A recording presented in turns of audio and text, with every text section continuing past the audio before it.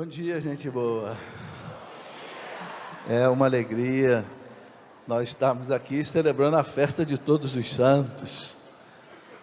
A festa na Igreja Universal é no dia 1º, mas a Igreja no Brasil, com autorização do Vaticano, para que possa ser melhor celebrada, coloca no domingo seguinte. Por isso hoje nós estamos celebrando a festa dos moradores do céu, como dizia Santa Teresinha do Menino Jesus, né? Então é uma alegria. E encerrando também hoje esse acampamento sobre a vida eterna, né? Aquilo que Deus tem para todos nós. Uma coisa muito importante, que eu não sei se todos sabem, é que nesta primeira semana de novembro, lá no Manual das Indulgências, aprovado pelo Papa Paulo VI em 1967, é a Semana dos Mortos, a Semana dos Falecidos. Começa no dia 1º, vai até o dia 8, para que a gente possa ganhar uma indulgência plenária para eles. E é muito simples, não é? Nós estamos ainda na Semana dos Mortos, termina no dia 8. É necessário fazer uma boa confissão, né? Participar da Eucaristia a cada dia que você quiser ganhar uma indulgência. Depois rezar pelo Santo Padre, o Papa, pelo menos um Pai Nosso, uma Ave Maria e um Glória. E ir ao cemitério rezar pela alma daquela pessoa. Pronto. Essas 4 coisas você ganha para ele uma indulgência plenária, ou seja, ele consegue cumprir todas as penas que tem que cumprir no purgatório e vai para o céu. A igreja é que nos ensina isso. Nós não podemos duvidar do ensinamento da igreja. Jesus disse para Pedro, né? Tudo o que você ligar na terra, eu ligo no céu. Isso é a promessa dele. E o Papa foi quem ligou isso aqui na terra. Que a primeira semana de novembro é a Semana dos Mortos. Quem nessa semana, a cada dia, né, fizer isso, a cada dia ganha uma indulgência plenária para uma alma diferente. Uma alma que esteja no purgatório.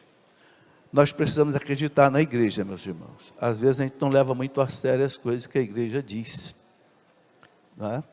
Jesus disse para os apóstolos, que vocês ligarem para ele e para Pedro, liga na terra ou liga no céu. Quem vos ouve, a mim ouve. Lucas 10:16. Quem vos rejeita, a mim rejeita. E quem me rejeita, rejeita aquele que está no céu, que me enviou, o meu Pai. Então, se a gente quiser ser sábio, se a gente quiser ser douto, se a gente quiser até ser santo, é seguir o que a igreja ensina. Eu costumo dizer, não é? Não autorize o que a igreja não autoriza.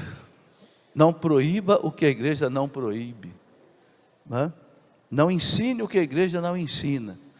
E não queira saber o que a igreja não sabe. Tem gente que quer saber mais do que a igreja, aí ensina coisa errada para os outros, né? É um perigo.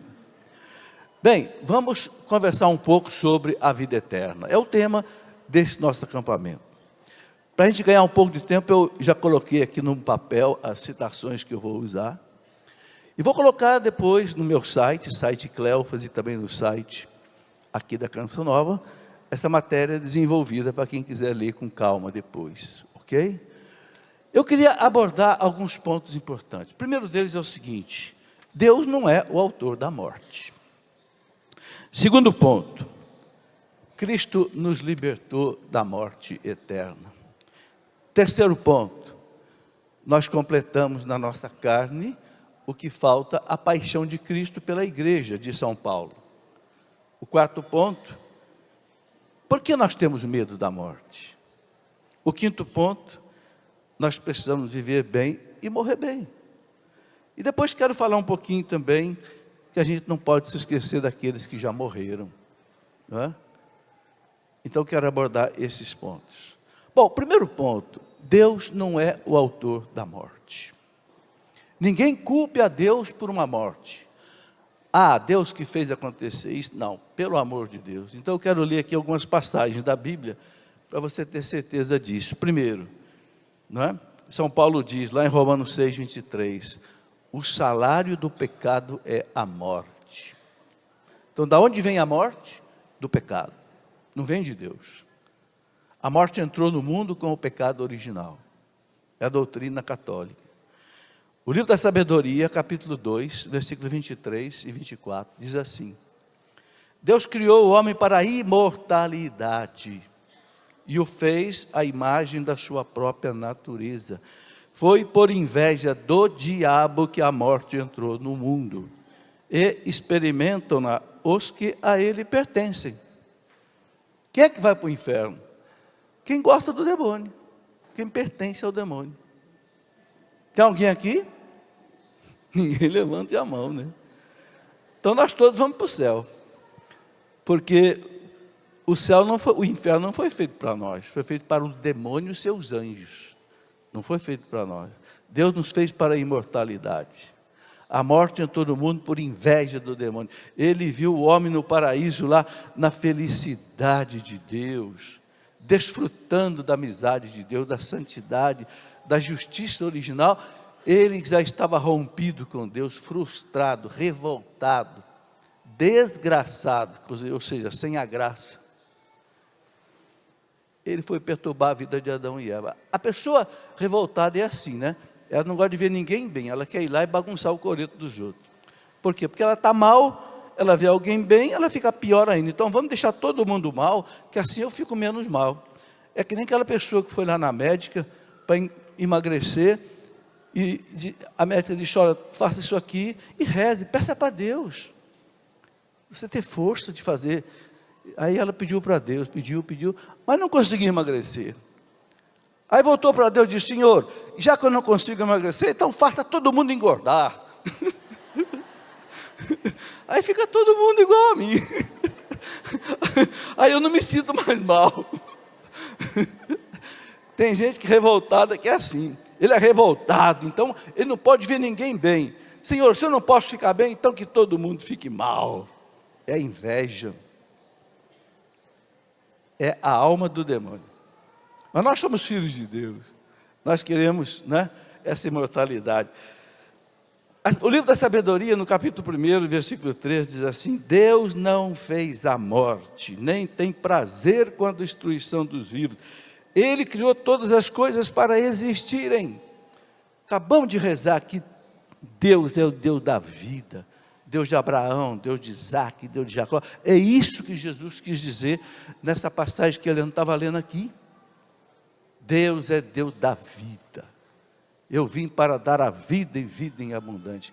A morte entrou no mundo, é verdade, mas Jesus tirou a morte eterna. Veja, São Tomás de Aquino dizia assim: tem duas mortes. A primeira morte é a morte do corpo, que se separa da alma. Essa Deus vai dar um jeito nela. Porque nós vamos ressuscitar. Deus vai nos dar um corpo maravilhoso. Ninguém mais vai ter revolta com o seu corpo. Ninguém mais vai ter que fazer, como é que é? Chapinha, pintar unha, não vai precisar mais. Porque Deus vai dar um corpo que você não vai precisar usar mais perfume, nem desodorante, nem tomar banho todo dia, nem dormir e acordar todo dia, nem almoçar, nem jantar e nem para o trabalho. Não vai tocar mais o despertador. É verdade. Então, a primeira morte, Deus vai dar um jeito nela. Agora, a segunda, São Tomás de Aquino, não é quando o corpo se separa da alma, é quando a alma se separa de Deus. Aí é feio.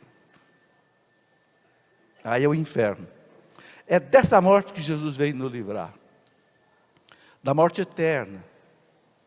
Porque a primeira morte é a consequência do pecado. O pecado arruinou a natureza humana. Então a natureza humana não consegue mais manter esse corpo aqui neste mundo eternamente. Então Deus vai ter que refazer esse corpo. O Papa Bento XVI, naquela encíclica dele, Caritas et Veritate, Bento XVI diz que a morte vem como um remédio. Remédio. Porque chega um ponto que a gente não aguenta mais viver. Chega um ponto que é dor para todo lado, não é? Tem que estar tomando remédios, às vezes, fortíssimos para eliminar a dor.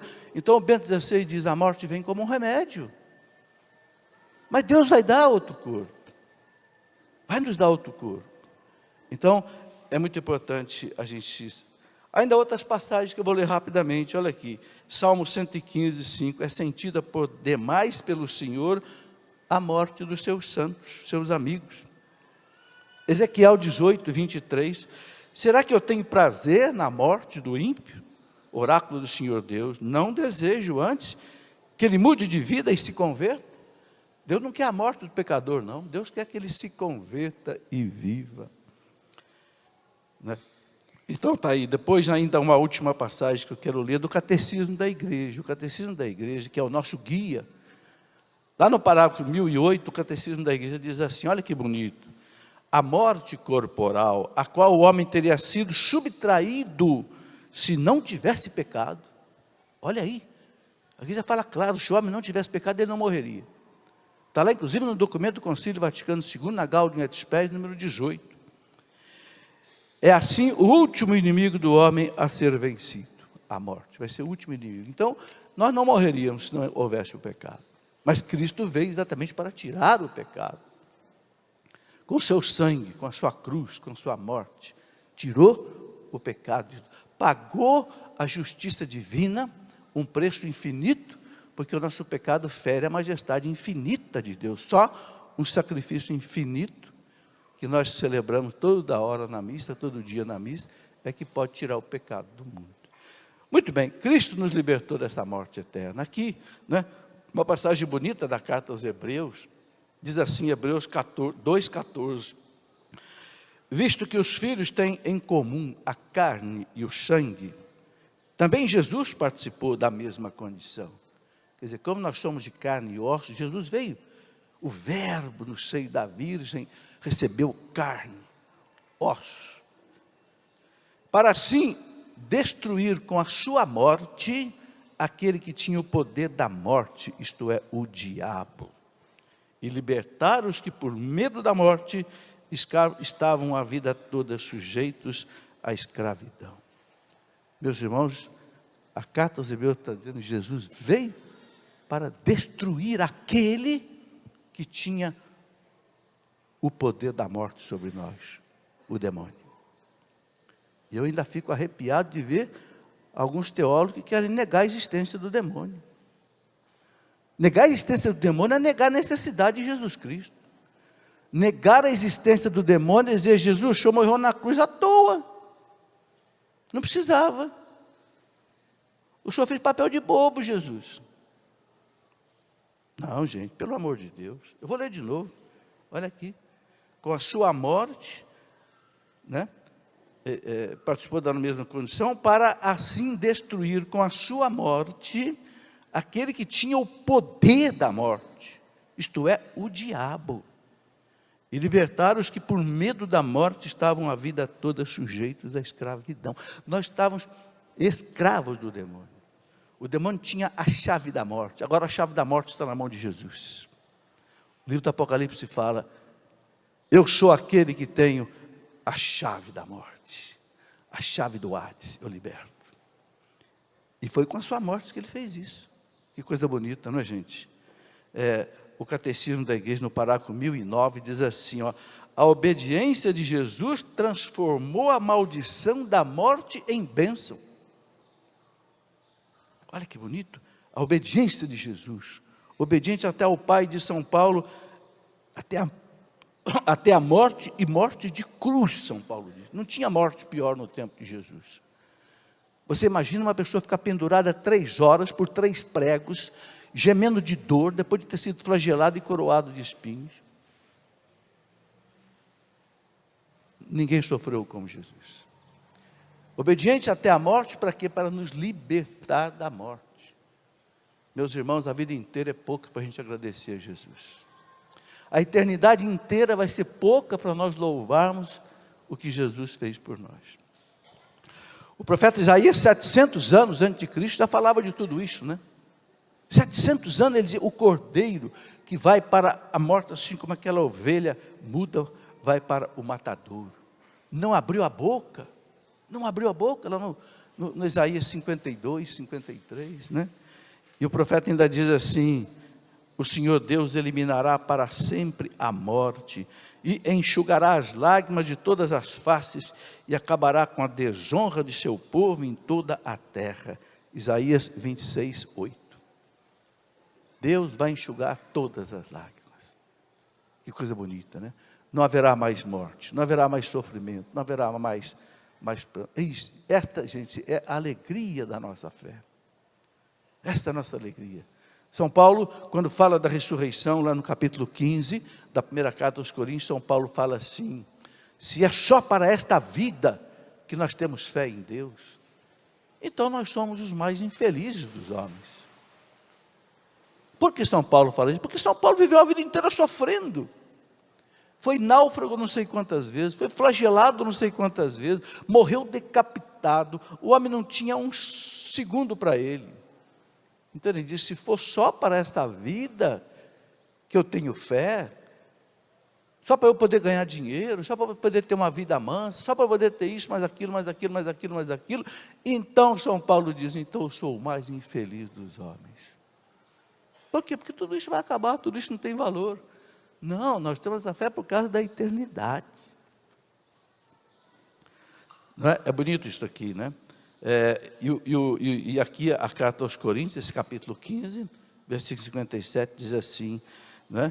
Como em Adão todos morrem, assim também em Cristo todos reviverão. A morte foi tragada pela vitória. Ó morte, onde está a tua vitória? Onde está o teu aguilhão? Aguilhão é o ferrão, né? Você vê o bicho que tem um ferrão, né? São Paulo diz, né? O aguilhão da morte é o pecado. É pelo pecado que a morte se agarra em nós. Cristo nos libertou da morte, nos libertou do pecado. Mas é interessante uma coisa, gente. Jesus padeceu tudo isso, mas Ele chama a gente para completar com Ele essa paixão dele. Nós esquecemos muito bem aquela passagem de São Paulo, na carta aos Colossenses, Colossenses capítulo 1, versículo 24.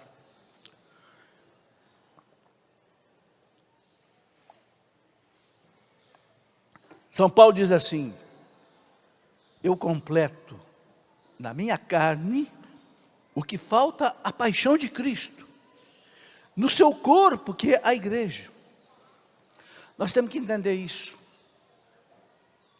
Nós temos que completar no nosso corpo a paixão de Cristo, que ainda não está completa. Ora, quem é Cristo? Cristo é Ele e nós. Santo Agostinho dizia: Christus totus, o Cristo total. Ele é a cabeça, nós somos os membros. Santo Agostinho dizia: nós somos Cristo. Na primeira carta de São Paulo aos Coríntios, capítulo 12, versículo 27, São Paulo dizia: vós sois os membros de Cristo, e cada um de sua parte é um dos seus membros. Nós temos que sentir isso. Deus em nós, nós em Deus, Cristo em nós em Cristo. Há um escritor francês maravilhoso, que já morreu há muito tempo, inclusive quando eu falei dele um dia com o padre Jonas, o senhor Jonas disse que lia os livros dele, e eu estou até republicando alguns livros dele. O padre Raul Plis, um padre francês maravilhoso, escreveu 2 livros maravilhosos: Deus em nós, Cristo em nós. Que sentido? Nós somos Cristo. O meu sofrimento é o sofrimento de Cristo. O meu pecado atinge o corpo de Cristo. A minha santificação atinge o corpo de Cristo. Então, meus irmãos, nós temos que entender isso. Nós estamos completando na nossa vida aqui a paixão de Cristo, para tirar o pecado do mundo. Então, isso dá a nós cristãos um sentido novo para o sofrimento e para a morte. Quando nós rezamos e dizemos: Pai, seja feita a vossa vontade, assim na terra como no céu. O cristão é aquele que faz a vontade do Pai, mesmo que não seja a vontade dele. Como Jesus: Pai, afasta de mim esse cálice, é horroroso, mas não faça a minha vontade, faça a tua vontade. Nós temos que repetir essa oração. Pai, não faça a minha vontade, porque não tem vontade melhor do que a vontade de Deus. Por mais adversa que ela possa ser, a nós, não tem vontade melhor. Porque ninguém é mais sábio, mais douto, mais santo. Ninguém nos ama mais do que Deus. Então não tenha medo de se entregar nas mãos de Deus. Eu gosto muito daquela oração do padre de Foucault, padre Charles de Foucault, um padre francês que foi para o deserto. Uma maravilha, o padre Foucault, ele tinha a chamada oração do abandono. Ele dizia: meu Pai, abandono-me nas tuas mãos. Faça de mim o que o Senhor quiser. Eu estou pronto para tudo. Eu aceito tudo. Desde que a vossa vontade se realize em mim e em todas as vossas criaturas. Eu não desejo outra coisa. Porque para mim é uma necessidade de amar, dar-me, entregar-me nas tuas mãos com a confiança absoluta, porque vós sois o meu Pai. Essa oração do padre Foucault eu rezo há mais de 30 anos.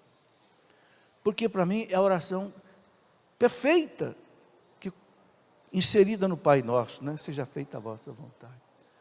Só que às vezes a gente tem medo de dizer para Deus: faz em mim o que o Senhor quiser. O pecado original colocou em nós um medo de Deus, sabe? Por que Adão foi se esconder de Deus? Lá se escondeu, depois que ele pecou, ele foi lá para trás daquela moita lá, e ficou escondidinho, ficou, e Deus: cadê você, Adão? Cadê você, Adão? Será que você comeu a fruta proibida? Será que você pecou? E Adão se escondeu, foi colocar roupa nele, em Eva.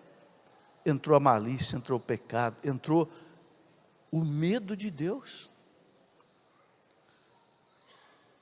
Nós temos um pouco de medo de Deus. Ai, será que Deus não vai me mandar uma coisa muito pesada, não?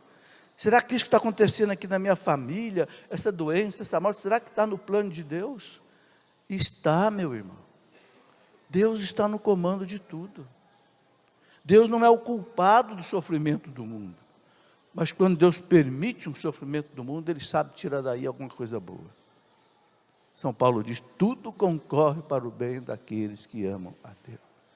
Romanos 8, 28. Ok? Então a gente tem que se relaxar na mão de Deus. Relaxar no bom sentido. Abandonar-se na mão de Deus. É difícil? É difícil. Mas Deus nos dá a graça. Aquele que reza, aquele que se une a Deus pela Eucaristia, aquele que medita a palavra de Deus, aquele que quer fazer as coisas de Deus, quer ajudar os outros, a graça de Deus vai trazendo para ele a paz. Vocês já leram a vida de muitos santos. Os santos queriam morrer. Os santos queriam morrer, porque os santos não tinham medo da morte. Santa Teresa, cada vez que o relógio batia, ela dizia: graças a Deus, uma hora menos. Quando ela estava lá pelos seus 60 anos, um dia ela disse para Jesus: ô Jesus, já chega, né, Jesus? Já está na hora do Senhor me chamar, né, Jesus? Já trabalhei bastante para o Senhor aqui nessa vida. Por que os santos, né? São Paulo dizia para mim: viver é Cristo, morrer é lucro. Filipenses 1, 21. Para mim, São Paulo dizia: viver é Cristo, né? Não sou mais eu que vivo, é o Cristo que vive em mim. Para mim viver é Cristo, morrer para mim é lucro. Se Deus quiser que eu fique aqui com vocês mais um pouco, Ele dizia: eu fico, mas para mim era muito melhor se eu já fosse. Por que os santos eram assim e nós não somos? Por duas razões que eu queria analisar aqui. Primeira razão é que o santo morria antes de morrer. Você entende isso? O santo dizia: para morrer bem, você tem que morrer antes. O que é morrer antes? É você despregar-se desta vida, desapegar-se desse mundo, não colocar as tuas satisfações, as tuas consolações, as tuas alegrias nas coisas desse mundo, nas coisas materiais, nas pessoas também. Aí isso quer dizer que eu não tenho que amar meus queridos? Eu vou amar meus queridos e muito, mas eu não vou me apegar a eles. Apegar em que sentido? Eu não vivo sem ele. Se ele morrer, eu morro junto. Não. A única pessoa insubstituível é Deus. Eu amei 40 anos a minha esposa. Na verdade, 44, porque houve mais 4 de namoro e de noivado. Né? Amei profundamente. Sinto uma saudade imensa dela. Mas Deus é mais. É mais. Agora, se eu ponho ela no lugar de Deus, não pode. O que Jesus disse para nós? Se alguém ama seu pai, sua mãe, seus irmãos, sua esposa, seu filho, mais do que a mim, não é digno de mim. Não pode ser meu discípulo. Ele não está dizendo que a gente não tem que amar o pai, não tem que amar a mãe, tem que amar todo mundo. O 4º mandamento, honrar pai e mãe. Mas ele está dizendo o seguinte, não pode amar mais do que a mim. Porque Deus é Deus. E tem uma outra coisa, sabe por que Deus não aceita ser o segundo amor da nossa vida? Você que é casado, você aceita ser o segundo amor do seu marido? Você aceita ser o segundo amor da sua esposa? Não. A igreja ensina que a nossa alma é esposa de Deus. É o cântico dos cânticos, né? Deus não aceita ser o segundo amor da nossa vida, mas por quê? Porque você é o primeiro amor da vida dele. Essa é a questão. Há uma reciprocidade nessa fidelidade. Ele morreu na cruz por você e por mim. Aí está a prova que eu sou o primeiro amor da vida dele. Está entendendo? Então ele não aceita ser o segundo amor da vida dele. Ele quer ser o primeiro. E porque ele é o primeiro amor da sua vida, então você, com o amor dele, você ama todo mundo. Por isso que o mandamento é esse, amar a Deus sobre todas as coisas. E o próximo como a ti mesmo, por amor a Deus. Não ama o próximo bem quem não ama a Deus mais do que o próximo. Quando você ama, por que os santos amaram as pessoas profundamente? Por que os santos foram aqueles que mais obras de caridade fizeram? Como São Vicente de Paulo, né? Todos os santos, por amor a Deus, amava o próximo profundamente. Então, meus irmãos, a primeira razão de nós termos assim receio da morte, é que a gente está muito apegado ainda a esse mundo. Peça a Deus que vai nos desapegar. Mas tem uma outra coisa, né? Peça a Deus que você consiga morrer antes da morte. Morrer para esse mundo, morrer para o pecado. Jesus disse, quem quiser me seguir, tome a sua cruz a cada dia. Por quê? Porque é a cruz que faz a gente morrer para esse mundo. Quem morreu para esse mundo, a morte depois fica fácil. Agora tem uma outra coisa. Eu me lembro que meu pai dizia assim, eu não tenho medo de morrer não. Não é isso não. Ele dizia assim, errei. Ele dizia assim, eu não faço questão de deixar esse mundo não. Eu tenho medo de encontrar com Deus. eu tenho medo do juízo. Ele dizia, nesse mundo aqui, não quero mais nada. Falava mesmo. Já criei vocês, não tem mais. Nós já estava velho também, coitado, já tinha tido até um derrame cerebral. Não tem mais nada nesse mundo. Não tem mais nada. Agora, eu tenho medo de encontrar com Deus. Às vezes a gente tem esse medo também. Não podemos ter esse medo. Gente, uma coisa que nós temos que aprender, o medo nunca vem de Deus. O medo ou vem de nós, ou vem do inimigo. Não vem de Deus. Deus é paz, Deus é amor, né? Tudo aquilo que a devoção Sagrado Coração de Jesus ensina para nós, Santa Faustina, né? Jesus, eu confio em vós, entende? Claro que para a gente ter essa certeza, ter essa alegria, né? A gente precisa viver bem, né? Não é também abusar da misericórdia de Deus, eu vou viver de qualquer jeito, eu confio em Deus e eu vou ser salvo. Não, a gente, né, tem que fazer a nossa parte, né? Aí a gente é feliz. Então a igreja coloca para nós todos os meios para a nossa santificação. O Papa João Paulo II dizia assim, a igreja existe para a nossa santificação. Por que Jesus deixou a igreja? para que a igreja distribua a graça da redenção. Né? Eu escrevi um livro sobre os 7 mandamentos, os 7 sacramentos, né? Mandamentos são os 10, 7 sacramentos. E eu tirei uma fotografia que existia na capela lá da Catedral de Lorena, muito bonita. Agora não existe mais esse quadro. Esse quadro era uma cruz, um cordeiro imolado na cruz, e do peito do cordeiro assim, atravessado pela lança, jorrava um veio de sangue assim, e esse veio de sangue se dividia em 7 partes, os 7 sacramentos. É a igreja. Quem é que ministra os 7 sacramentos? A igreja.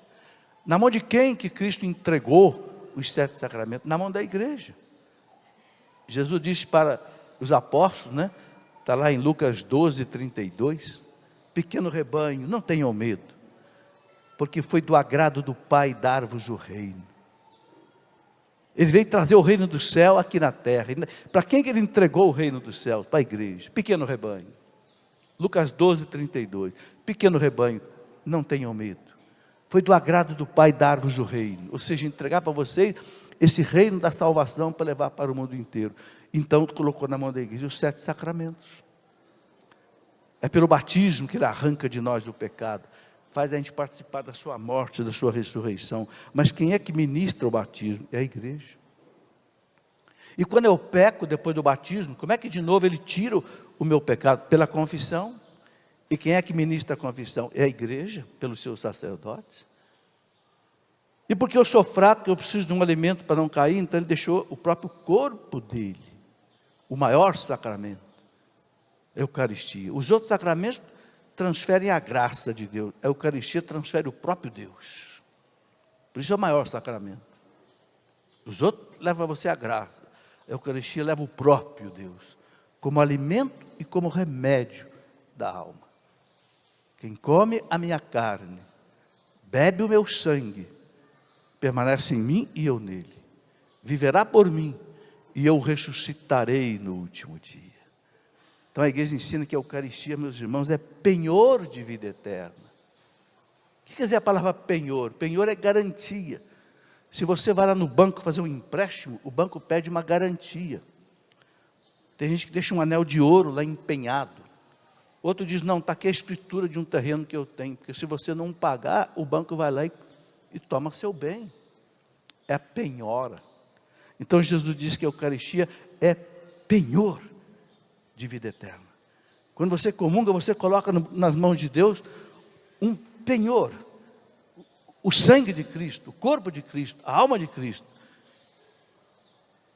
para que você ressuscite no último dia. Então, a igreja nos dá todos os caminhos para a gente chegar à vida eterna. Né? Isto é muito importante. Bom, esse é um outro ponto, depois de nós completarmos na nossa carne aquilo que falta, a paixão de Cristo. Né? Eu queria ler aqui ainda uma citação muito bonita da carta de São Paulo aos Coríntios, segunda carta, no capítulo 4, versículo 10 e 11, São Paulo diz assim: por toda parte e sempre levamos em nós mesmos os sofrimentos mortais de Jesus. Prestem bem atenção nessas palavras. Por toda parte, todo lugar que você vai, e sempre, levamos em nós mesmos, em cada um de nós, os sofrimentos mortais de Jesus. Esse sofrimento que você carrega hoje e sempre. As suas preocupações, a sua luta, as suas doenças, é o sofrimento de Cristo que você está carregando com você, porque você é parte do corpo dele, de São Paulo, olha aqui. Para que também a vida de Jesus seja manifestada em nossa frágil natureza. Que bonito, quando você carrega em você o sofrimento de Cristo, a vida de Cristo se manifesta também na sua natureza. Por isso que São Paulo era cheio de Cristo. Viver para mim é Cristo. Não sou mais eu que vivo. É o Cristo. Por quê? Porque ele carregava no corpo dele os sofrimentos de Cristo. É por Cristo que ele passou todas aquelas tribulações, flagelamentos, etc. que ele passou. Né? E aí São Paulo continua dizendo assim: de fato, nós os vivos, somos continuamente entregues à morte, por causa de Jesus, para que também a vida de Jesus seja manifestada em nossos corpos. 2 Coríntios 4, 10, 11. Então, meus irmãos, não se desespere quando o sofrimento de Cristo se manifesta no seu corpo. A vida de Cristo também vai se manifestar. O poder de Cristo vai se manifestar.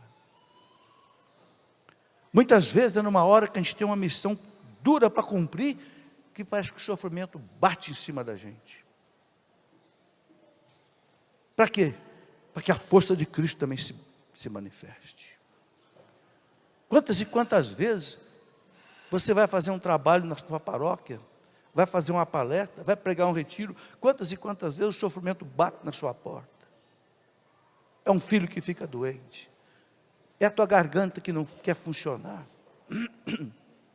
é uma gripe que te pega, é um problema lá no carro, parece que vem naquela hora que não podia vir.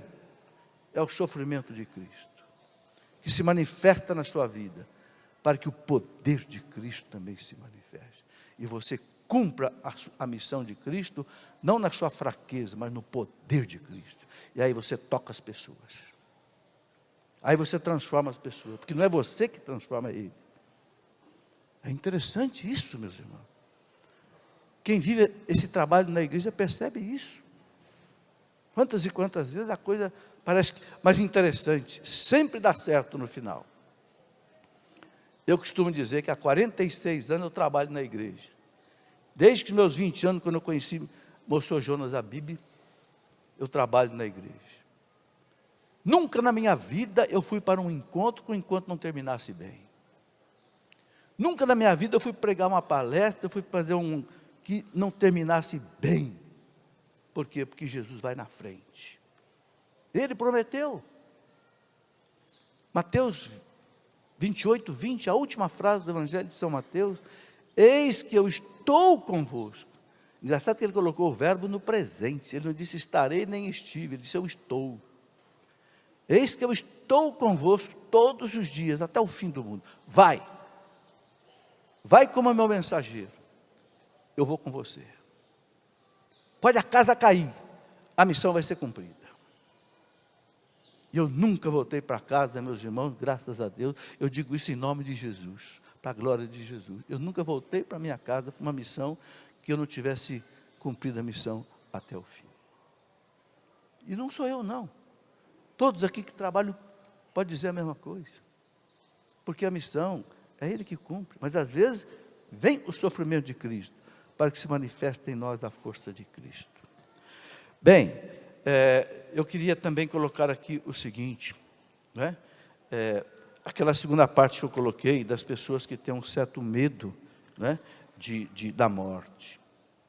Esse encontro é para a gente exatamente tratar um pouco disso, né, os traumas devido à morte, né?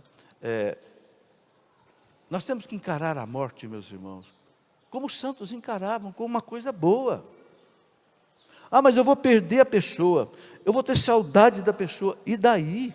Importa a pessoa, não importa o eu. Sabe por que muitas vezes nós ficamos sofrendo com a morte de alguém? É porque a gente é egoísta, a gente está preocupado com a gente, com o meu sofrimento, o vazio que vai ficar em mim. Não, eu tenho que ficar preocupado com aquele que está indo embora. Será que eu levei para ele a confissão? Será que eu levei para ele a unção dos enfermos? Será que eu estou levando pelo que ele precisa? Entenderam? Esse apego que nós temos a nós mesmos, né? Nós temos que desapegar disso. Sabe qual é o segredo para a gente sofrer menos quando morre alguém querido? É você entregar a pessoa para Deus. O que faz a gente ficar sofrendo quando alguém morre, é você ficar agarrado na pessoa, não entrega a pessoa já foi enterrada e você ainda está com ela aqui na sua mão, no seu coração. Não, entregue para Deus. Aí eu lembro daquela frase do Jó, né? Jó 1:21.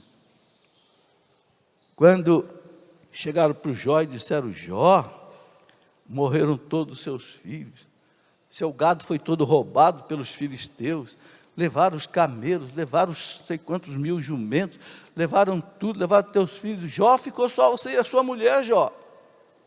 Ele disse: Deus dá, Deus tira, bendito seja Deus. O Jó passou na prova da fé, né? Depois veio aquela lepra tremenda em cima do Jó, né? Deus só não deixou o demônio tirar a vida do Jó, o resto Deus deixou. Sabe Deus por quê, né? Porque o demônio desafiou Deus, né?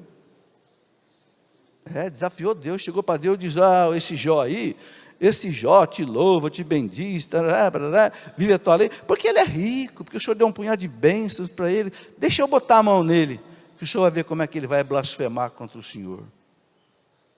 Deus disse: eu topo, eu conheço o meu Jó. E o coitado do Jó comeu o pão que o diabo amassou, né? Depois de perder tudo, estava com uma lepra da cabeça aos pés. A mulher dele se desesperou e disse para ele: desgraçado, amaldiçoa a Deus e morre. A mulher, como dizem os nortistas, aloprou. Mas o Jó não, o Jó ficou firme. Ele disse: você é uma insensata. Nós não recebemos tudo de Deus? Por que nós não podemos devolver tudo para Deus? Deus dá, Deus tira, bendito seja Deus. E como é que termina o livro de Jó? Lá no último capítulo, lá pelo capítulo 44, 45, Deus devolveu tudo para o Jó. Filhas maravilhosas, o gado em dobro que ele tinha perdido. É o céu, é a imagem do céu. A gente pode perder tudo nesta vida, mas se não perder a fé, se não aloprar, você ganha o céu. Entende, gente? É o amor a Deus, é a fé em Deus, que aí sustenta a gente, né? Então, entrega o ente querido para Deus. Eu já vivi muitas vezes a morte. Eu vi morrer meu pai, vi morrer minha mãe, vi morrer uma irmã querida, a única irmã que eu tinha. Eu tenho 8 irmãos homens, e uma irmã, a caçula, foi a que morreu primeiro, com 39 anos de idade, deixando 4 filhas, a menorzinha com 1 ano de idade. Que coisa, né? Eu vi morrer minha esposa, mas graças a Deus, Deus me ensinou isso: entrega para Deus. O coração está chorando, vou derramar lágrimas. Derrame lágrimas à vontade. As lágrimas são um tributo da natureza. A natureza cobra esse imposto de nós, as lágrimas. Derrame as lágrimas à vontade. Não é pecado nem é ruim, não. Chore à vontade, mas não chore como quem não tem fé. Não chore como quem perdeu uma pessoa. Você não perdeu uma pessoa. A liturgia diz: a vida não é tirada na morte, a vida é transformada. Eu creio que esse ente querido vai para Deus. Por isso que eu acendo uma vela para ele no purgatório, no cemitério. Por quê? Porque a vela é símbolo da ressurreição. Por que eu levo flores, enfeito a sepultura? E o Papa João Paulo II disse que isso aí tem um grande sentido. Por quê? Porque o céu é cheio de flores. Todo mundo que diz que sonhou com o céu, sonhou com flores, não é assim? Eu vi um jardim maravilhoso. Por isso que o cemitério está uma beleza esses dias, né? O cemitério está todo florido, parece um céu. O povo sabe expressar sua fé através de sinais: a vela acesa, a ressurreição, as flores, a alegria do céu, a beleza do céu, o perfume do céu, né? Tem gente que não gosta de flor de cemitério, mas a flor de cemitério tem um significado muito bom. E tem outra coisa, sabe, gente? Tem gente que tem medo também porque diz assim: o meu pecado é muito feio, o meu pecado não tem mais jeito. Opa, cuidado que isso aí você começa a entrar naquilo que a igreja chama de pecado contra o Espírito Santo. O que é o pecado contra o Espírito Santo? A desesperança. Eu não tenho mais jeito. E aí a pessoa não se arrepende. Opa, para com isso. Eu quero ler para vocês o que diz o Catecismo da Igreja sobre isso. O Catecismo da Igreja, aqui no parágrafo 982, guarda esse número. Ele diz assim: não há pecado algum, por mais grave que seja, olha aí, por mais grave que seja. Você pode ter matado, roubado, prostituído, adulterado, abortado. por mais grave que seja, que a Santa Igreja não possa perdoar. Por quê? Porque o perdão a igreja dá pelo sangue de Cristo. Será que existe alguma coisa que supere o sangue de Cristo? Uma gota do sangue de Cristo, porque é sangue de Deus, seria suficiente para apagar todos os pecados do mundo. Mas Cristo não derramou só uma gota, não derramou todo o seu sangue, para mostrar o seu amor a nós. Então a igreja diz, não há pecado algum, por mais grave que seja, que a Santa Igreja não possa perdoar. Não existe ninguém, por mal e culpado que seja, que não deva esperar com segurança o seu perdão, desde que seu arrependimento seja sincero. Claro, tem que se arrepender. Você não pode querer o perdão para continuar pecando. Não, mas se você se arrependeu, Senhor, eu matei 1000. Senhor, eu roubei 2 milhões de dólares da Petrobras, 3 milhões de dólares, estou arrependido, Jesus, vou devolver, Jesus. Está perdoado. Ele não foi na casa do Zaqueu? O Zaqueu não disse, Senhor, tudo que eu roubei, vou devolver 4 vezes mais. Hoje a salvação entrou nessa casa, porque esse aqui também é filho de Abraão. Você que está no pecado, meu irmão, você que acha que não tem mais jeito na sua vida, você também é filho de Deus. Levante, que nem aquele filho pródigo levantou. Volte para a casa do Pai. Faça como Zaqueu. Está aqui a igreja, né? Olha aqui, Cristo que morreu por todos os homens, quer que em sua igreja as portas do perdão estejam sempre abertas a todo aquele que recua do pecado. As portas da igreja, esse ano, né, está mais aberta do que nunca, né, porque nós estamos no ano da misericórdia, né, vai terminar agora no dia de Corpus de Cristo Rei, não é? Mas tem uma coisa interessante que nós não podemos esquecer também, sabe? Nós vamos viver um outro ano santo, hein? É o ano santo de Nossa Senhora Aparecida, que os bispos do Brasil declararam com, evidentemente, o aval de Roma. Ou seja, a igreja ligou aqui na terra, Deus ligou lá no céu. Por quê? Porque no ano que vem, não é? Nós vamos celebrar os 300 anos da aparição de Nossa Senhora Aparecida. Ela apareceu dia 12 de outubro de 1717.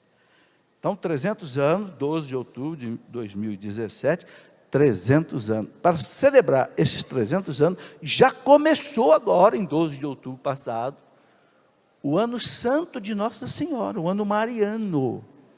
Isso quer dizer o quê, meus irmãos? A igreja ligou na terra, então Deus ligou lá no céu. Jesus já disse para Maria, minha mãe, cuide daquele país esse ano. Porque os meus apóstolos ligaram lá, e eu prometi para eles que eles ligassem lá, eu ligava aqui, minha senhora, minha rainha, minha mãe, tome conta daquele povo. Gente, isso não é brincadeira, isso não é retórica, isso não é oratória vazia, isto é teologia. Cristo disse para os apóstolos que vocês ligarem no céu, Mateus 18, 18. O que vocês ligarem na terra, eu ligo no céu. Então, meus irmãos, é o ano de quem puder ir à Aparecida do Norte mais vezes. Nós que estamos aqui mais perto. E, né, eu tenho o costume de pelo menos uma vez por mês ir ao santuário de Nossa Senhora Aparecida. É lugar de graça, é lugar de bênção, é lugar de salvação. Nosso país precisa de oração, nosso país precisa vencer todos esses tormentos que vocês sabem. Corrupção, inflação, atraso tecnológico, nós precisamos vencer tudo isso. A mão de Nossa Senhora tem que estar conosco, e vai estar esse ano. Que beleza, eu dou graças a Deus pelo que os nossos bispos fizeram este ano, com este ano mariano da Virgem Maria. Eu queria dizer aqui, meus irmãos, terminar essa conversa falando de uma coisa importante. Eu ando muito assustado, nós estamos falando em morte, eu ando muito assustado com a quantidade de suicídios que tem havido. Lendo esses dias algumas entrevistas, vendo inclusive algumas palestras, O número de suicídios cresceu no mundo quase 2000%. Entre as mulheres, menos, mas entre os homens cresceu muito. Bem, o que a igreja diz sobre o suicídio? Está no catecismo da igreja. A igreja diz, claro, você tirar a própria vida é um pecado grave, porque a vida pertence a Deus, a vida não é nossa. Eu não sei quando é que a vida vai ser tirada de mim. Por quê? Porque a vida não é minha. O que prova que a vida não é nossa é que ninguém sabe o dia que vai morrer. Não é? As coisas estão em nós, mas não pertencem a nós. Você vê uma flor, a flor está bonita hoje, daqui a 2, 3 dias ela murchou. Por quê? Porque a beleza está nela, mas não pertence a ela. Entenderam? Se pertencesse a ela, não murchava nunca. Se a vida me pertencesse, eu nunca morreria. Eu lembro quando eu era jovem, né? Eu admirava aquelas artistas de cinema, né? De Hollywood, Raquel Welch. O pessoal de cabelo branco lembra, né? Raquel Welch, Dina Lollobrigida, né? Sofia Loren, aquelas mulheres que faziam a gente babado diante da tela, né? Está tudo velhinha, se algumas já foram. Está tudo meio que um maracujazinho de gaveta, enrugadinho. Eram as princesas, né? Que coisa, Elizabeth Taylor, meu Jesus amado, que mulher bonita. Secou. Quer dizer o quê? A beleza estava nela, mas não era dela. Está entendendo? Não é dela. Então, a vida é assim. Então a gente não pode tirar a vida, não pode fazer um suicídio, né?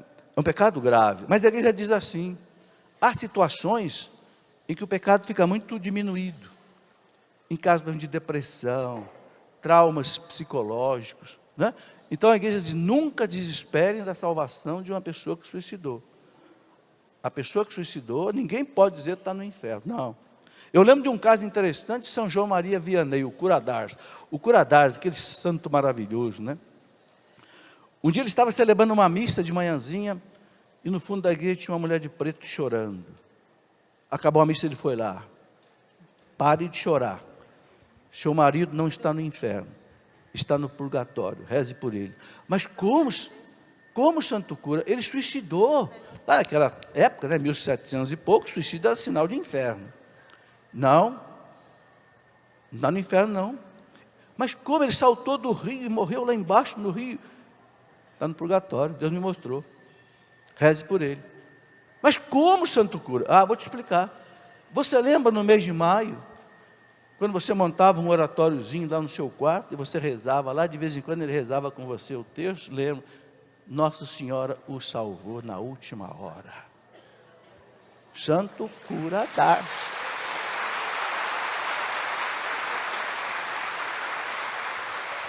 O santo cura d'Ars, na obra dele, no último instante de vida, no último suspiro, ele conseguiu a graça do arrependimento.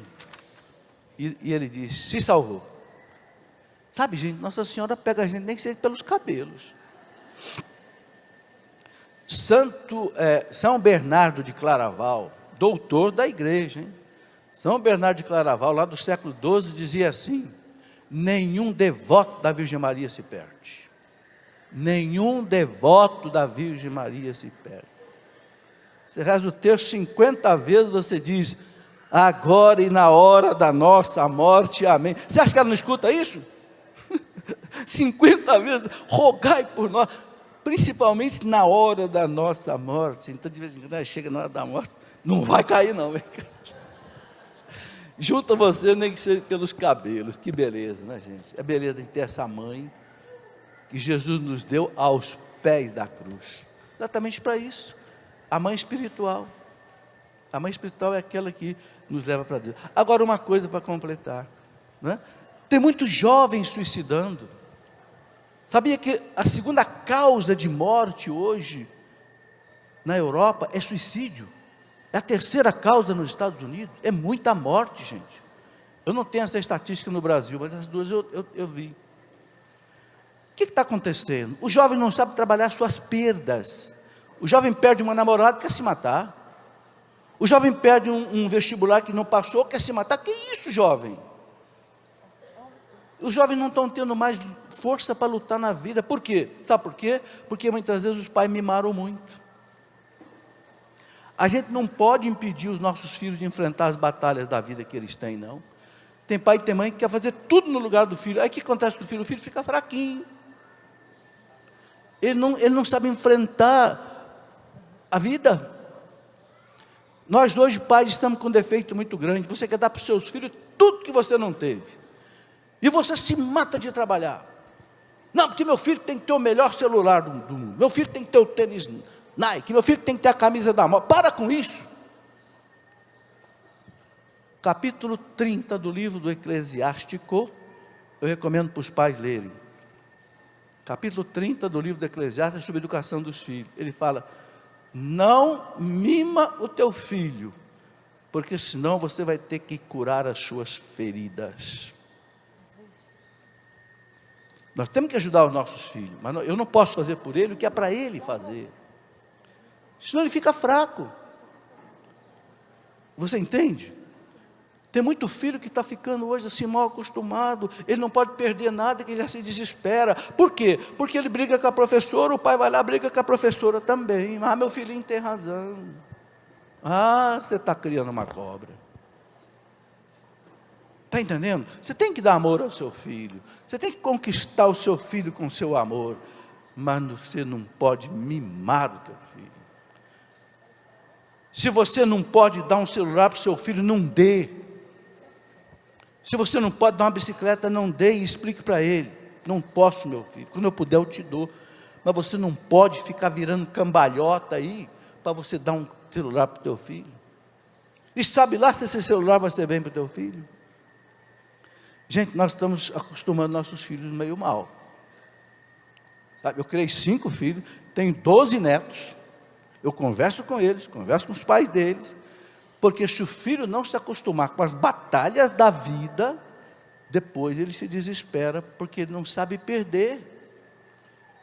Por isso que é muito bom o filho jogar futebol, porque no futebol ele ganha e perde, aprende a perder. Toma as caneladas dele, deixa ele aprender lá na luta da vida.